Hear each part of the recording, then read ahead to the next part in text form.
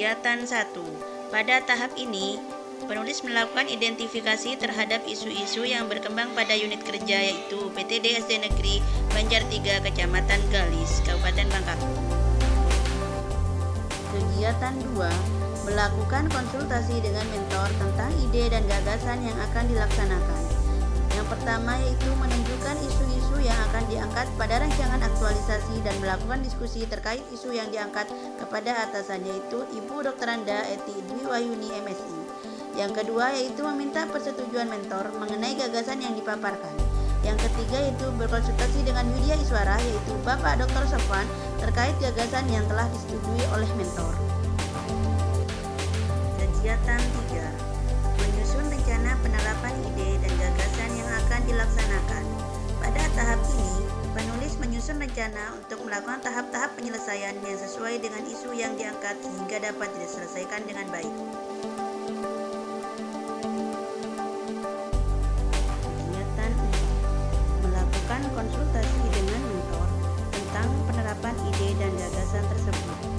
Yang pertama yaitu memaparkan pendekatan pembelajaran dan metode pembelajaran yang akan digunakan pada rancangan aktualisasi dan melakukan diskusi terkait metode yang akan digunakan dalam pembelajaran. Yang kedua yaitu meminta saran dan masukan serta persetujuan dari mentor yaitu Ibu Dr. Anda Eti Dwi Wahyuni Magister Sains. Kegiatan 5. Menyusun RPP terkait pembelajaran dengan menggunakan pendekatan pembelajaran kontekstual. Yang pertama yaitu menyusun rancangan kegiatan pembelajaran yang terdiri dari pendahuluan, inti, dan penutup. Yang kedua yaitu memasukkan pendekatan pembelajaran kontekstual dalam kegiatan inti pembelajaran. Kegiatan 6. Menyempurnakan RPP dengan meminta persetujuan dan saran dari mentor. Kegiatan yang pertama memaparkan RPP yang sudah dibuat pada rancangan aktualisasi dan melakukan diskusi terkait RPP yang akan digunakan kepada atasan yaitu Dr. Anda Eti Dwi Wahyuni Magister Sains. Yang kedua yaitu meminta persetujuan, saran, dan masukan dari mentor yaitu Ibu Dr. Anda Eti Dwi Wahyuni Magister Sains. Kegiatan 7. Merancang instrumen penilaian. Pada tahap ini, penulis merancang instrumen penilaian terkait dengan pembelajaran menyimak pada muatan pelajaran bahasa Indonesia.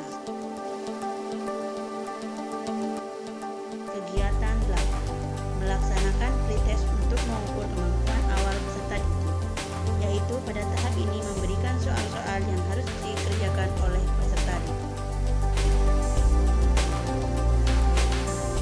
Kegiatan 9.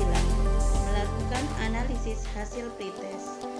Pada tahap ini, melakukan analisis pada setiap butir soal yang dikerjakan oleh peserta didik.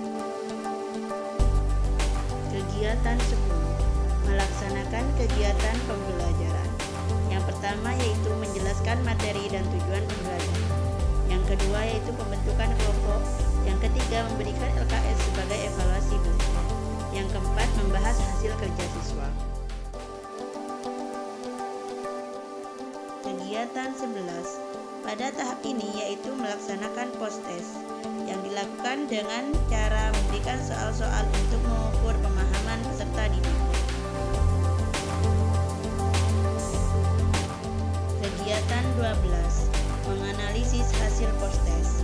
Pada tahap ini, penulis melakukan analisis pada hasil post-test dan lembar respon siswa setelah dilakukan pembelajaran. Kegiatan 13. Menyusun laporan aktualisasi. Yang pertama yaitu menyampaikan kepada mentor tentang hasil yang telah dilakukan sebelum disusun dalam bentuk laporan aktualisasi. Yang kedua yaitu berkoordinasi dengan Widya Iswara atau coach terkait hasil diskusi dengan mentor tentang bentuk laporan aktualisasi. Yang ketiga yaitu menyusun hasil kegiatan dalam bentuk laporan aktualisasi. Dari seluruh kegiatan, maka dapat ditarik kesimpulan berdasarkan tabel hasil analisis respon siswa, maka dapat diketahui